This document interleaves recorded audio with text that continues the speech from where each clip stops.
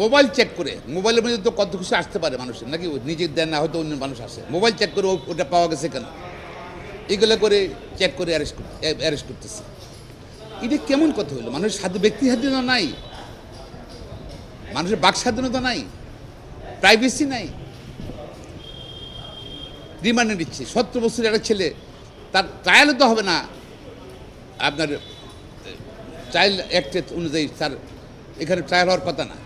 17 বছর বাচ্চা ছেলেরে রিমান্ড দেওয়ার কোনো আইনগত বিধান নাই শিশু আইন অনুযায়ী, সম্পূর্ণ বেআইনি। আমি মাননীয় প্রধান বিচারপতির দৃষ্টি আকর্ষণ করছি, বিচারী এটা তো রিমান্ড তো দিচ্ছে, তো পুলিশ চেয়েছে রিমান্ড, পুলিশ চাওয়াটাও ইলিগাল, এবং ম্যাজিস্ট্রেটের দেওয়াটা, লন্ডন ম্যাজিস্ট্রেট যেটা দিয়েছে, রিমান্ড দিয়েছে 17 বছর ছেলেকে, এটা টোটালি ইলিগাল। শিশু আইন লঙ্ঘন করা হয়েছে, বিভিন্ন জাজমেন্ট বরখেলাপ করা হয়েছে। আমি আশা করি